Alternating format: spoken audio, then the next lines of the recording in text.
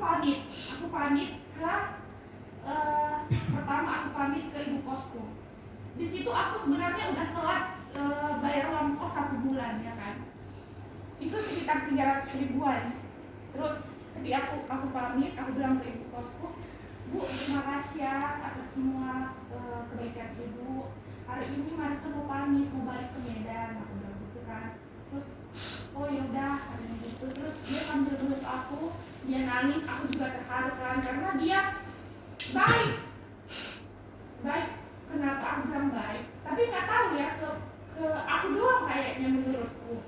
Karena setiap aku melakukan pekerjaan di kos itu, ibu itu selalu datang. Kayak tiba-tiba gitu muncul, tiba-tiba melihat pekerjaanku yang umpama aku bersihin kos itu. Kan aku nggak, maksudnya kita kerja nggak perlu mengharapkan orang lain ya kan. Terus datanglah ibu itu, mungkin dari situlah aku dilihatnya gitu, dilihatnya cara aku kerja, cara aku bersihin kos itu. Walaupun ada yang bersihkan, tapi aku adil dalam bekerja gitu lah. Mungkin disitulah ibu itu menilai. Terus pas aku pamit itu, aku bilang, Bu, aku mau pulang ya. Nggak taunya aku kasih uang kosku yang lebih itu, dia justru malah mengembalikannya sama aku kan. Dikembalikannya, dibilangnya, jangan bayar, nggak perlu, katanya gitu kan.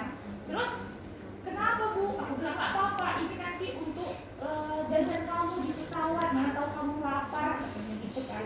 Terus ya ampun, jangan repot-repot Bu, aku bilang gitu kan.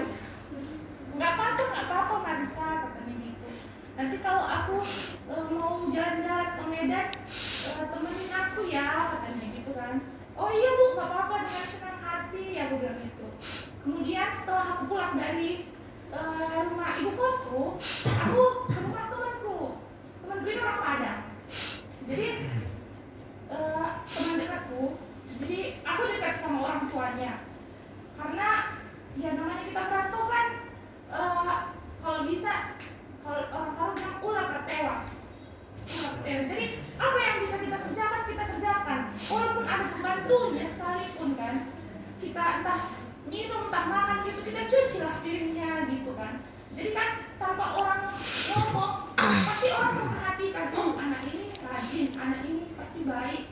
Nah disitulah orang menilai. Kemudian pas aku pulang itu, tante ini yang ibunya temanku ini bilang gini, makasih ya Marisa, kamu sudah selalu ngasih motivasi. Satu teman-teman bilangnya Pedi, ngasih motivasi ke Pedi, ngajarin dia, ngasih masukan ke dia. Padahal posisinya dia di situ lagi hamil kemarin, dia skripsian. Jadi aku kasih motivasi nih ke teman ini si Pedi. Aku bilang, Pedi kalau kamu nggak sanggup, jangan dipaksa skripsian, nanti kamu kondisi janin kamu lemah, aku bilang gitu. Tapi dia bilang begini, kata si Pedi, aku nggak mau Marisa, aku maunya kita sama-sama wisuda, katanya gitu. Nah akhirnya karena dia bersikukuh dan aku juga menguatkan si Pedi ini, akhirnya kita sama-sama wisuda. Jadi di situ kita saling menguatkan sama-sama, mulai dari maba sampai kita tamat, kita selalu sama-sama. Disitulah ibunya si Pedi ini melihat aku gimana berteman dengan si Pedi ini, membawa dia ke dampak positif lah istilahnya. Terus pas aku pulang itu, aku dikasih duit lagi sama mamanya Pedi, disalamin, aku disalamin gini, tapi ditempel duit. Tante jangan repot-repot, aku bilang gitu. Kenapa? Katanya gitu. Jangan tante, nggak mau aku nanti yang berhutang budi. Lah kan kamu kan udah lama baik sama Pedi, kamu dari mana selalu baik sama Pedi. Itu kan cuma duit, kebaikan kamu nggak bisa dinilai sebenarnya Marisa, cuman itu buat ini aja, buat beli makanan di pesawat, katanya gitu kan. Terus akhirnya aku salaman, aku pulang, nggak taunya dibungkusin lagi aku rendang.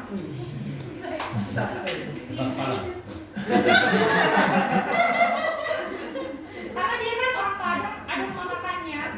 Terus aku dibungkusin lagi rendang, dikasih rendang, dibekali rendang. Justru kayak merasa berutang budi gitu kan sama temanku ini. izin. Cuman aku juga mikir dalam hatiku, Tuhan, tapi kenapa sih aku kasih sama orang lain sehingga pada saat aku mau pulang ini banyak sekali orang yang baik kepada aku gitu kan. Terus temanku ini juga si Feby ini, dia udah pisah rumah kan sama ibunya. Rumah ibunya beda lagi, rumahnya beda, dia udah ikut suami. Dia juga kasih aku oleh-oleh kacang mente kan. Kacang mente itu lumayan mahal lah, 1 kilonya itu 140.000. Aku juga dikasih oleh-oleh. Kemudian pas aku selesai pamitan dari rumah si Feby, aku balik lagi ke kos. Semua barang-barangku yang tadinya aku jual yang gak laku, aku kasih sama teman-temanku yang lain, kayak kasur, kayak ember dan lain-lain, pokoknya yang gak bisa dibawa pulang, aku kasih ke teman-teman yang lain. Kemudian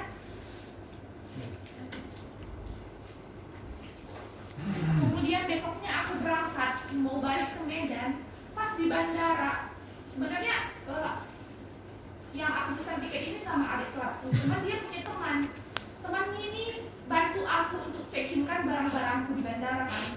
Di situ aku kelebihan bagasi 4 kilo dan 1 kilonya itu 100.000. Jadi kan aku nombok udah sekitar 400 ribuan kan.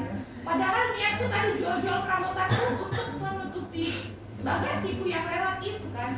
Tapi setelah dicek-cek gitu, akhirnya abang itu bilang, udah langsung naik aja pada gitu. Kok gitu? Aku bilang, bayar aja. Jangan, gak usah dibayar, udah naik aja langsung. Sampai aku diantarkan sampai di atas, bagasiku pun gak bayar. Di eskalator itu aku kayak mau nangis tapi air mataku gak keluar. Sampai aku mikir, ya Tuhan, kok baik kamu, Tuhan kok baik sekali ya, aku pikir gitu kan.